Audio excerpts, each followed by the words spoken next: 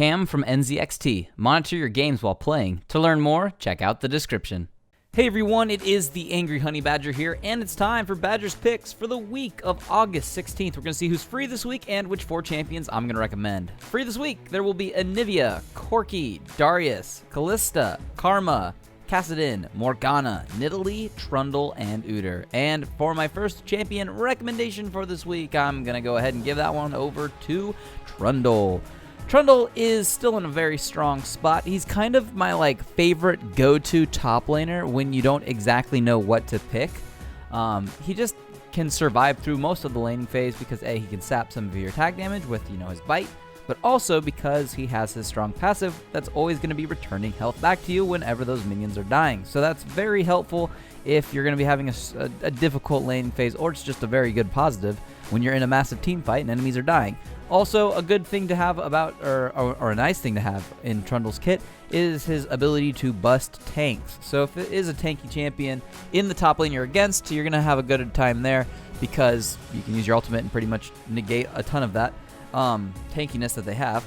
Also, if they only have one tank and you do decide to ult them, then really their team doesn't have a tank, so their front line decides to go in, and they're not really as tanky and can't really engage as hard as they maybe wanted to because Trundle kind of cuts through that. So Trundle has some really good purposes and some abilities to him. Also, he can split push and 1v1 fairly strong if you kind of build him in a offensive manner early.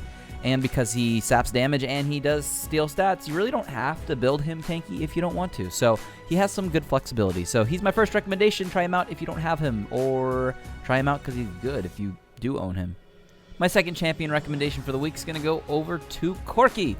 Corki, surprisingly, we haven't seen too much of him recently, or at least it seems that way.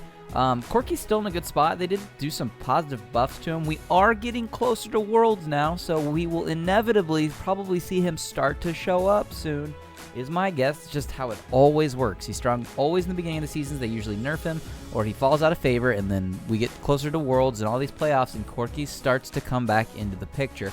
We'll see where he gets played. Sometimes it's mid, sometimes it's bot. We'll keep an eye on that, but he's good in probably both still right now. Try him out in either of those positions. I like him. He's a lot of fun.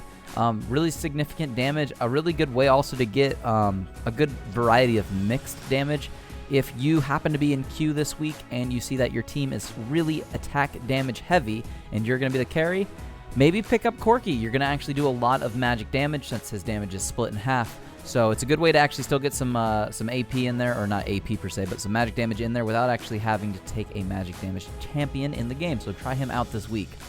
My third recommendation, throwing it over to Kassadin. I like Kassadin. I think he's a lot of fun. I don't play him enough, honestly. The one thing I will say about him, and I've said it before, I know I have, with Kassadin, he can actually have an okay early game because he can block some really impactful magic damage when he trades with his Q, but more or less what you want to do with him is just farm up best you can pre-6 and try not to die. Once you hit 6, that opens the gateway for you to obviously get around a lot better with Rift Walk and deal damage more significantly and just in a better delivery manner. So staying safe early is important. You don't want to fall too far behind. You really don't want to fall behind in experience. So if you are dying needlessly in lane, that's a bad thing to do.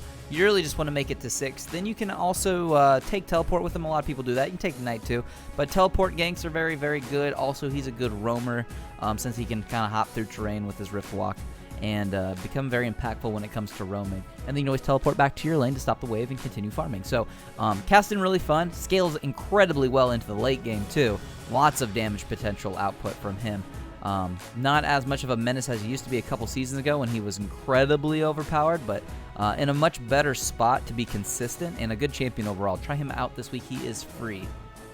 And for my final champion recommendation for this week, I'm going to give it over to Karma. Karma, we still know that she's very, very strong, whether you want to play her in mid lane or in bot lane.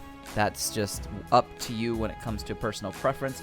She is definitely probably stronger as a bot laner. Not that that's a bad thing. That's just a fact. Just better in the bot lane. She brings a little bit more surprising damage without having to build any damage. She's got good base numbers, low cooldowns, and a good kit to help support an ADC. Also, she can be good mid, but you got to remember, you do have also, once again, you still have good damage. There's no argument there, but it's not quite as, like, I don't know, bursty as a LeBlanc or as, like, maybe consistent as Twisted Fate or an Ari. She still works there, but you still have a lot of things in your kit that support a team, which isn't necessarily a bad thing. Just means that you are a support carry from the mid lane. You will be able to help the team in a lot of different ways. You'll still do plenty of damage, but it's just not quite the same delivery of damage. So you gotta be careful if you play her mid. But bot lane, she can totally win lane. I talk about this too. If you like to play champions that are really, really bad at winning lane as an AD carry, like Vayne technically doesn't really win lane because of her short range and the part where she needs to ramp up with items. Taking a Karma with you is very, very helpful because Karma can help make that lane less of a burden for both of you because she brings so much damage and utility early that it's just a good place to be, or a good support to take with you if you're not going to maybe have the best early game, or if you're against a really strong enemy lane that does have a good early game. You can at least negate some of that with Karma. She's a good pick. Try her out this week. Those are the champions that are free. Those are the 4 I recommend you try out. Now I'll go over the rest of them so you know what I think about them briefly. Anivia, really good wave clear, can push also very well. I've never personally been a giant fan of her, but she can be played to a very good success, so you can try her out if you want. Darius, I think he's in an okay spot right now, really not the greatest. I wouldn't really necessarily play him right now, to be perfectly honest. Callista, nerfed kind of into the ground once she was played so much throughout the year. You can still be good with her, but I would avoid her right now. Morgana, strong champion, great support. Land those bindings and make sure those black shields are on the correct targets. You'll have a good time. She's a good champion.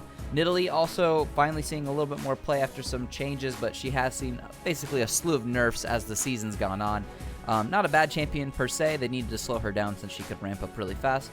Try her if you want, but be careful. And Udyr, pretty easy to play him, pretty easy to jungle him. Gets kited really easily, and that can be a problem against certain team comps, but you can play him if you want. I typically don't play a lot of him because he doesn't really fit perfectly. He's kind of a solo queue champion, but that's about it for the champions. Let me know who you're going to be playing this week down below in the comments. I always like to know who you guys are playing. But yeah, other than that, I wish all of you the very best of luck this week on the Fields of Justice.